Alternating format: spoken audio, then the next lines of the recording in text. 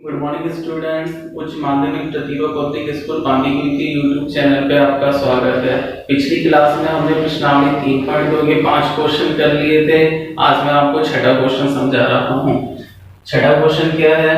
यदि f(x) बराबर matrix means जो ये मैट्रिक्स है जिसको इसने फलन के रूप में व्यक्त किया, मतलब फलन के रूप में लिखा और किससे व्यक्त किया है?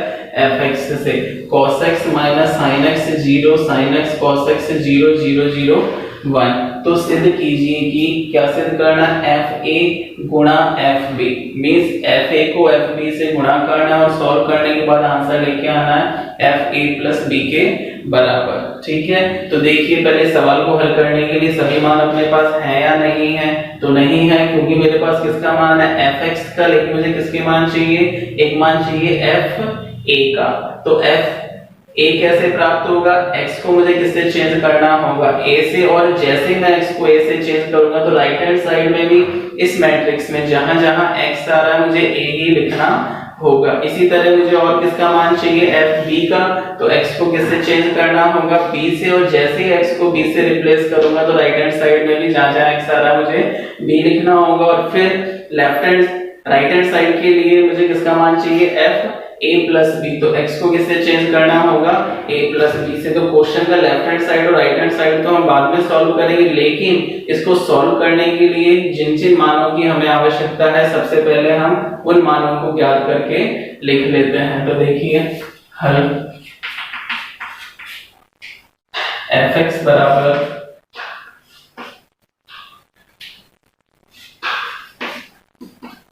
cos x minus sine x 0 sine x cos x 0 0 0 1। ठीक है, ये हमें f(x) दिया हुआ है, तो एक तो मान हमें चाहिए fa का। तो a कैसे प्राप्त होगा? x को a से चेंज किया तो जहां भी x आ रहा है मुझे a लिखना होगा। cos a minus sine a 0 sine a cos a 0 0 0 1। ये किसका मान हो गया? fa का। फिर मुझे किसका मान चाहिए? fb का। तो fb का मान बोलिए, x के स्थान पे b से चेंज कर दें। cos b minus sine b 0 sine b cos b 0 0 0 1। ये किसका मान हो गया? fb का। राइट हैंड साइड में किसका मान चाहिए? fa प्लस b का। तो देखिए a प्लस b मैंने किसके स्थान पे रखा है? x को मैंने प्रतिस्थापित किया है किससे? a प्लस b से। ठीक है, x को मैंने प्रतिस्थापित किया है किससे? a प्लस b से। तो राइट हैंड साइड में जहां भी x आ रहा है मुझे a प्लस b लिखना होगा। तो लिखें cos a plus b minus sine a plus b 0 sine a plus b cos a plus b 0 0 0 1। तो देखिए अपना राइट हैंड साइड तो सॉल्व हो गया। राइट हैंड साइड में केवल किसकी वैल्यू की जरूरत थी? fa plus b। तो ये अपना राइट हैंड साइड है। अब मुझे लेफ्ट हैंड साइड में क्या करना है? fa को fb से गुणा करना और दोनों को गुणा करके आंसर कितना आना चाहिए? fa प्लस b के बराबर आना चाहिए। ठीक है, अब तक हमने कुछ नहीं किया है, केवल हमने जो क्वेश्चन को सिद्ध करने के लिए जिन जिन मानों की आवश्यकता थी केवल वही मान अभी हमने लिखे हैं। fx से fa का मान निकाल लिया, fb का निकाल लिया और fa प्लस b का। उसके बाद हमें सिद्ध करना है, लिख के उसका लेफ्ट हैंड साइड लेना होगा।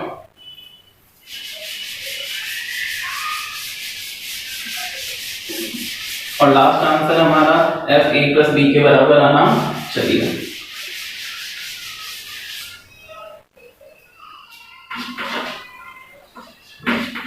सिद्ध करना है,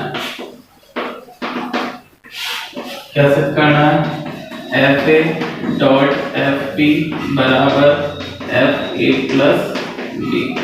तो लेफ्ट हैंड साइड लेने पर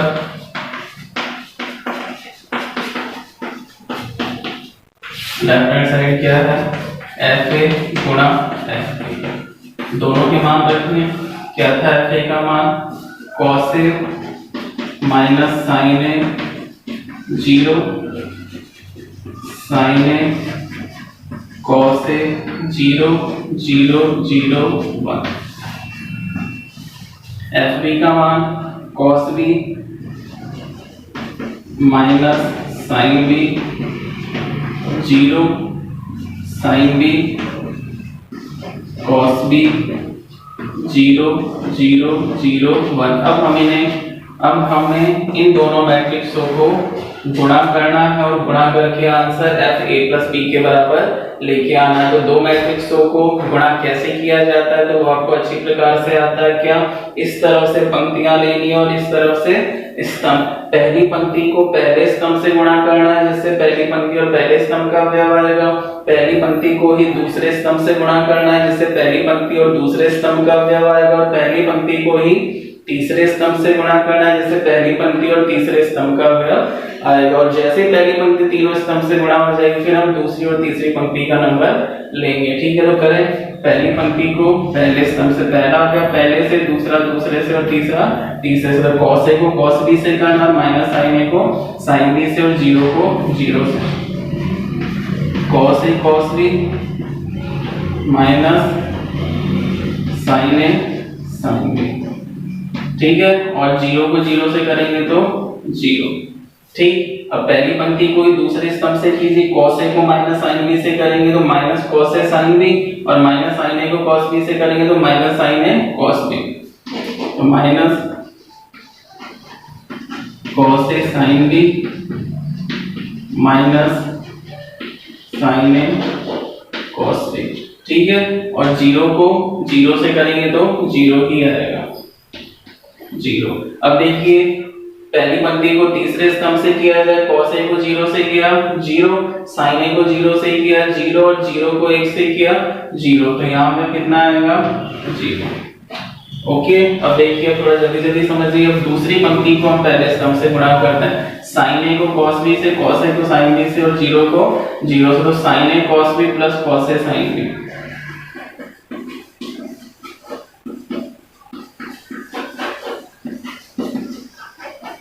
और 0 को 0 से तो 0। ठीक है, अब दूसरी पंक्ति को दूसरे स्तंभ से। sin a को माइनस sin b से तो minus sin a sin b, cos a को cos b से तो plus cos a cos b, और 0 को 0 से तो 0। Minus sin a sin b plus cos a cos b plus 0। ठीक है, और दूसरी पंक्ति को तीसरे स्तंभ से करेंगे। sin a 0 से होगा 0, cos a 0 से होगा 0, 0 1 से होगा तो 0। तो इस अवयव का मान कितना आ जाएगा, 0। इसी प्रकार अब तीसरी पंक्ति को भी मुझे सभी स्तंभों से गुणा करना। 0 को cos b से किया 0, 0 को sin b से किया 0, 1 को 0 से किया 0। ओके, अब तीसरी पंक्ति को तीसरे स्तंभ से। 0 को sin b से 0, 0 को cos b से 0, और 1 को 0 से तो 0। तो 0 प्लस 0 प्लस 0। अब तीसरी पंक्ति को तीसरे स्तंभ से। 0 को 0 से 0, 0 को 0 से 0, और 1 को 1 से 1। तो कितना आ जाएगा, 1। ठीक है ना, समझ में आया आपको। मैंने क्या किया, पहली मैट्रिक्स की प्रत्येक पंक्ति को दूसरे मैट्रिक्स की प्रत्येक स्तंभ से गुणा करते हैं। पहली पंक्ति को पहले जितने भी स्तंभ है सभी स्तंभों से गुणा करेंगे, फिर दूसरी पंक्ति को उसके सभी स्तंभों से गुणा करेंगे, और फिर तीसरी पंक्ति को उसके सभी स्तंभों से गुणा करेंगे। अब इसको हम थोड़ा हल कर लेते हैं। देखिए, cos a cos b minus sin a sin b में 0 जोड़ेंगे तो cos a cos b minus sin a sin b ही आएगा।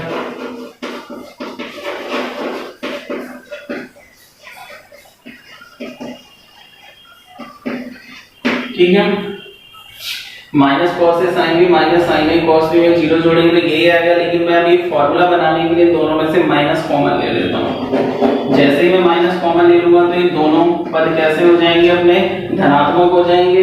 sin a cos b भी पॉजिटिव हो जाएगा और cos a sin b भी पॉजिटिव हो जाएगा। तो मैं इसको पहले लिख देता हूँ, जिससे फॉर्मूला देखने और समझने में हमें थोड़ा आसान लगेगा। sin a cos b plus cos a sin b 0। ठीक है, sin a cos b plus cos a sin b।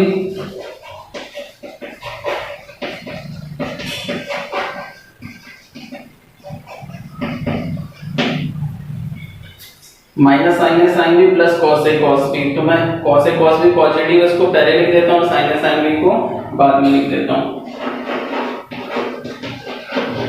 Cos A cos B minus sine A sine B, zero, ठीक है, जीरो जीरो और 1। अब देखिए ध्यान से, आपने 11वीं क्लास में फॉर्मूले पढ़े थे, cos a cos b minus sin a sin b किसका फॉर्मूला है? ठीक है, समझ में आ गया?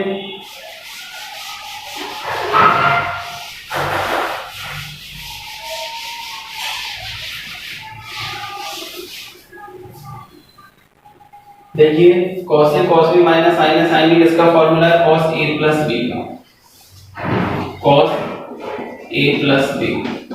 और यहाँ पे क्या चल रहा है? लेफ्ट हैंड साइड में f a dot f b, ठीक है।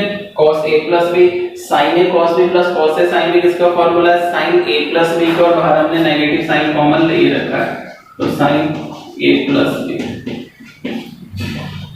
जीरो, ठीक है। sin a cos b plus cos a sin b, sin a plus b, cos a cos b minus sin a sin b, cos a plus b का formula है ये, zero zero zero 1। तो अब देखिए ये वही मैट्रिक्स बन के आई है जो हमने स्टार्टिंग में f a प्लस b का मान रखा था, क्योंकि x के स्थान पे कितना रखना? a प्लस b, तो cos a plus b minus sin a plus b, zero, sin a plus b cos a plus b, zero zero zero 1। तो इसको मैं क्या लिख सकता हूँ? f a प्लस b, और यहाँ चल रहा है अपना f a dot f b। तो ये अपना क्वेश्चन सिद्ध हो गया है, अतः LHS बराबर RHS, ये भी सिद्ध है, f a dot f b बराबर f a प्लस b।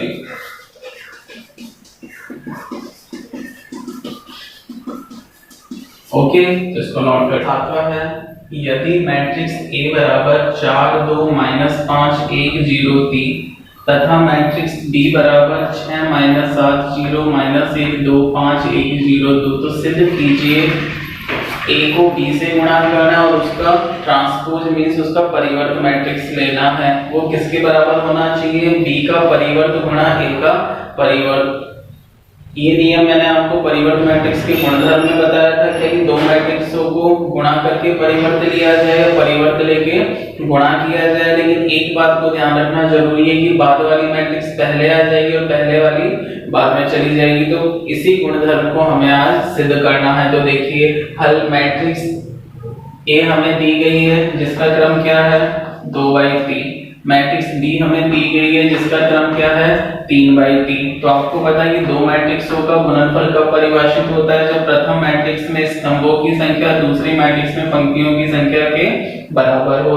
गुणा होने के बाद जो मैट्रिक्स प्राप्त होती है उसमें पंक्तियां पहले मैट्रिक्स के बराबर होती है और स्तंभ दूसरे मैट्रिक्स के बराबर होते हैं, ठीक है। तो अब देखिए, सिद्ध करना है, a को b से गुणा करके उसका परिवर्त लिया और b का परिवर्त गुणा a का परिवर्त। तो पहले लेफ्ट हैंड साइड लेने पर, तो लेफ्ट हैंड साइड में हमें क्या करना है? a को b से गुणा करके उसका परिवर्त लेना है। तो सबसे पहले हम क्या करेंगे? a को b से गुणा करेंगे। मैंने मैट्रिक्स से और मैट्रिक्स b लिख दिया। अब देखिए दोनों मैट्रिक्सों को गुणा करते हैं। गुणा करने का नियम आपको आता ही है अच्छी तरीके से। पहली पंक्ति को पहले स्तंभ, दूसरे और तीसरे तीनों स्तंभों से गुणा करेंगे। ध्यान से गुणा करना। 4 को 6 से किया, 24, 2 को -1 से -2, -5 को 1 से -5, ठीक है। इसको इससे गुणा किया, 4 को -7 से -28, 2 को 2 से 4, -5 को 0 से 0, 4 को 0 से 0, 2 को 5 से 10, -5 को 2 से -10, ठीक है। पहली पंक्ति को मैंने तीनों स्तंभों से गुणा कर दिया, मैं दूसरी पंक्ति को तीनों से कर देता हूँ। 1 0 3 को इनसे गुणा, 1 को 6 से 6, 0 को -1 से 0, 3 को 1 से 3, 1 को -7 से -7, 0 को 2 से 0, 3 को 0 से 0। अब तीसरी पंक्ति को तीसरे स्तंभ से 1 को 0 से 0, 0 को 5 से 0 और 3 को 2 से 6। तो ये हमने दोनों मैट्रिक्सों को गुणा किया। तो देखते हैं कितना आ गया।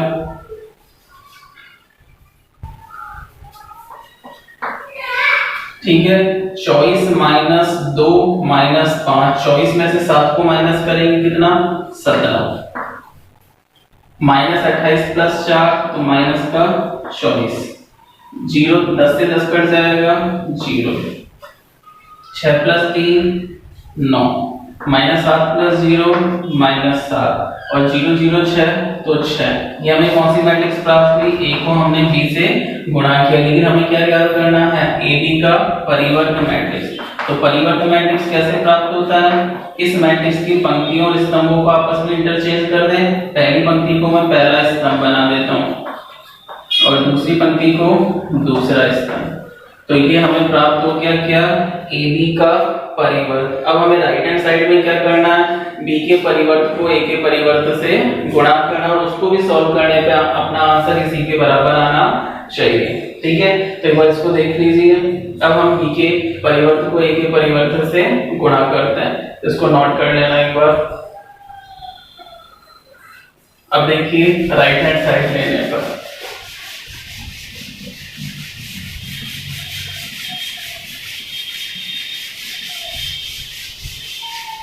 और उसका भी आंसर इसी के बराबर आना चाहिए। तो राइट हैंड साइड लेने पर, तो राइट हैंड साइड को हल करने के लिए देखिए कौन कौन से मान चाहिए आपको। एक तो बी का परिवर्त चाहिए, तो बी का परिवर्त, बी की पंक्ति और स्तंभों को चेंज कर दिया जाए, तो 6 माइनस 7 0 माइनस 1 2 5, तीसरी पंक्ति को तीसरा स्तंभ बना दूं। ए का परिवर्त भी चाहिए, ए का परिवर्त ध्यान रखना, बी का परिवर्त पहले आएगा, ए का परिवर्त बाद में आएगा। ए के परिवर्त 4 2 माइनस 5 1 0 3। ठीक है, अब मैं बी के परिवर्त को ए के परिवर्त से गुणा कर देता हूं।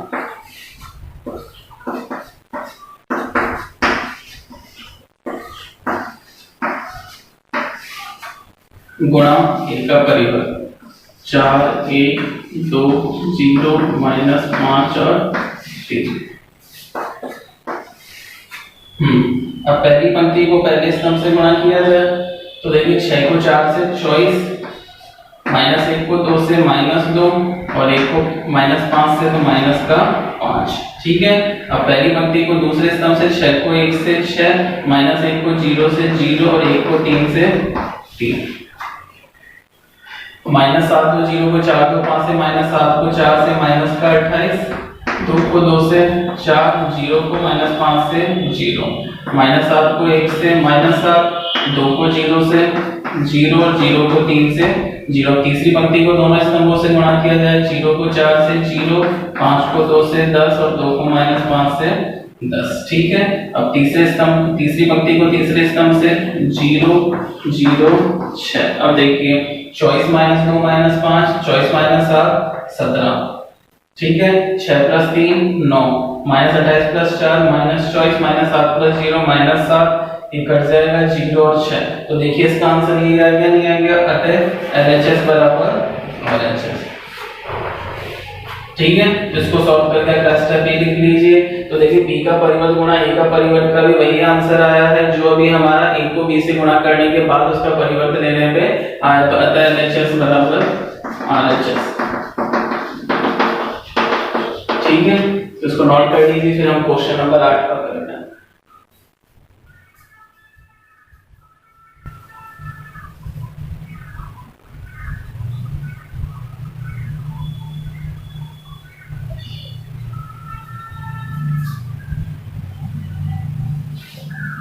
क्वेश्चन नंबर 8 का है,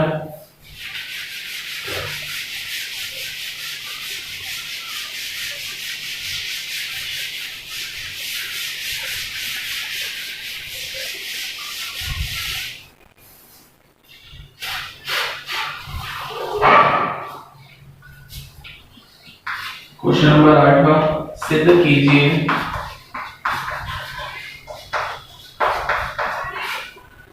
क्या पहली मैट्रिक्स है x y z, इस मैट्रिक्स को गुणा करना है a h g h b f g f c और गुणा करने पर जो आएगा उसको फिर गुणा करना है x y z से। और आंसर कितना लेके आना है, ax square plus by square plus cz square plus 2hxy plus 2fyz plus 2gz। तो ये पूरा एक ही अवयव है। ये मत सोचना कि इसके अंदर ये 6 अवयव दिख रहे हैं, 6 अवयव नहीं है, ये पूरा एक ही अवयव है। क्योंकि देखिए सभी संख्याओं के पीछे प्लस का चिन्ह लगा हुआ है, तो ये पूरा एक ही अवयव है। तो अब देखिए इसका लेफ्ट हैंड साइड लेते हैं, लेफ्ट हैंड साइड में तीनों मैट्रिक्सों को गुणा करके हमें उसके राइट हैंड साइड के बराबर सिद्ध करना है। सिद्ध करना है करके क्वेश्चन लिख लीजिए, पहले तो सिद्ध करना है करके पूरा क्वेश्चन लिख लेना। मैं सीधे लिख रहा हूं, लेफ्ट हैंड साइड ले लूंगा। क्या है, x y z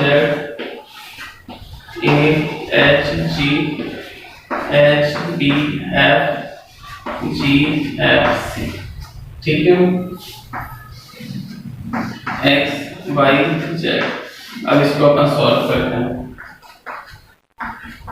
अब सबसे पहले इस पहली पंक्ति को मैं पहले स्तंभ से गुणा करूंगा, तो पहली पंक्ति का एक अवयव आएगा, दूसरे से तो पहली पंक्ति का दूसरा अवयव, और इसको तीसरे से तो पहली पंक्ति का तीसरा अवयव। अब दूसरी पंक्ति इसमें नहीं है, तो दूसरी या तीसरी पंक्ति के कोई अवयव नहीं आएंगे, केवल एक ही पंक्ति में 3 अवयव आएंगे। तो देखिए करते हैं, पहली पंक्ति को पहले स्तंभ से गुणा करें तो पहला अवयव आएगा x को a से, y को h से और z को g से। तो क्या आ जाएगा, ax प्लस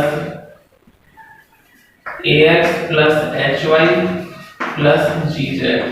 ये पूरा एक ही अवयव है। पहली पंक्ति को जब तक पूरे स्तंभ से गुणा नहीं करेंगे, जब तक पूरा एक ही अवयव आएगा, वो एक ही अवयव माना जाएगा। अब पहली पंक्ति को दूसरे से करें, hx plus by plus fz।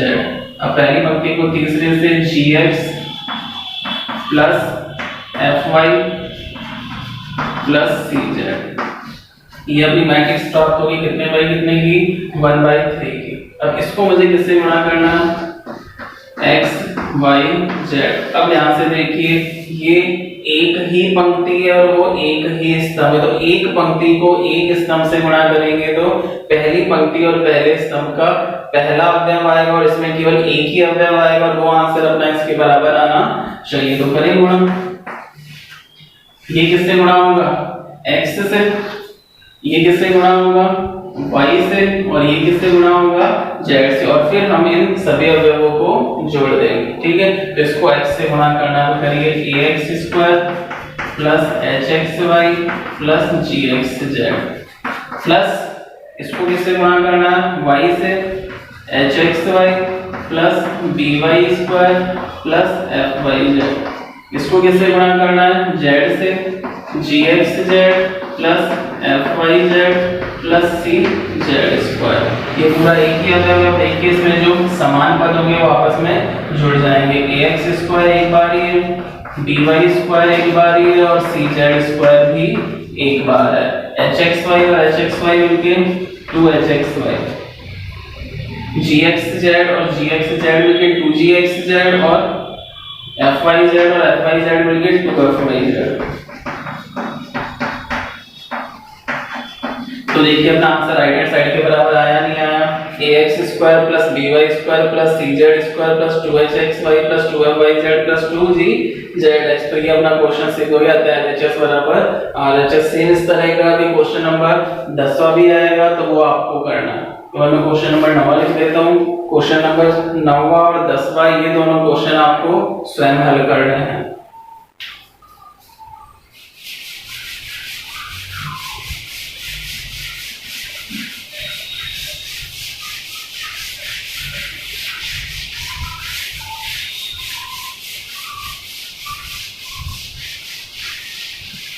Question number 9 का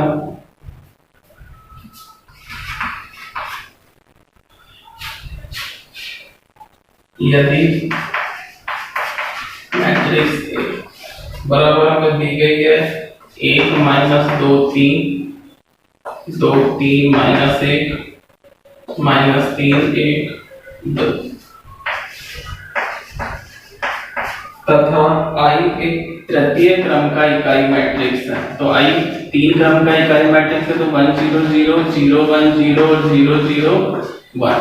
ठीक है, तो सिद्ध कीजिए। क्या सिद्ध करना है?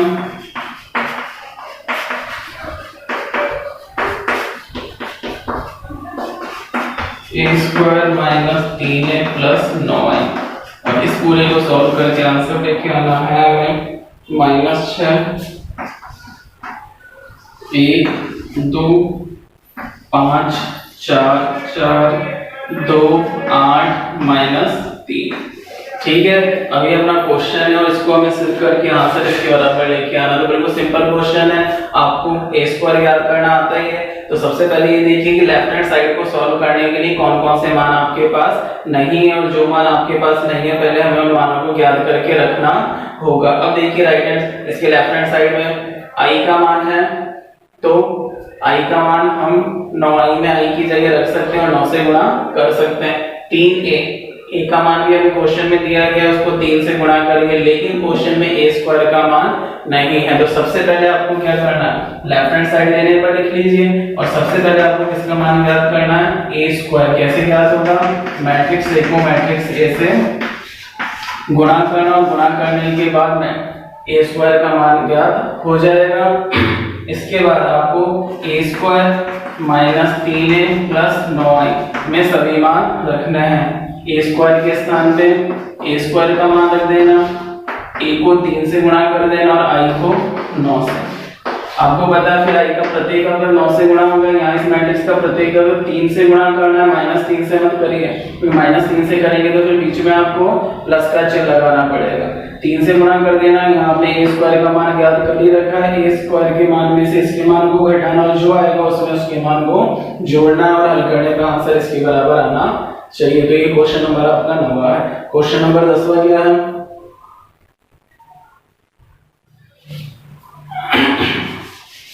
क्वेश्चन नंबर 10वां भी जो मैंने क्वेश्चन नंबर 8वां किया था, उस तरह 3 मैट्रिक्सों को गुणा करना है, लेकिन उसका आंसर राइट हैंड साइड के बराबर नहीं लाना है। तो राइट हैंड साइड में 0 मैट्रिक्स दी गई है, तो दोनों मैट्रिक्सों की आपस में तुलना करनी है, और तुलना करके हमें a का मान ज्ञात करना है। तो देखिए क्वेश्चन नंबर 10वां है, यदि a 4 1 2 1 2 1 0 2 0 2 -4 गुणा 1 4 1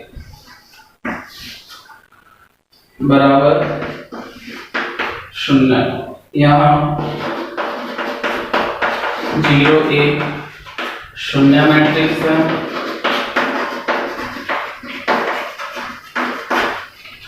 तो स्मॉल a का मान याद कीजिए।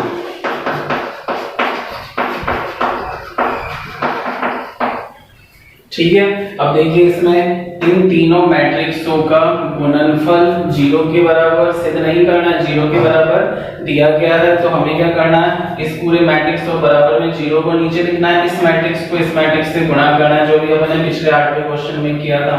पहली पंक्ति को तीनों स्तंभों से गुणा करेंगे तो पहली पंक्ति के 3 अवयव आ जाएंगे।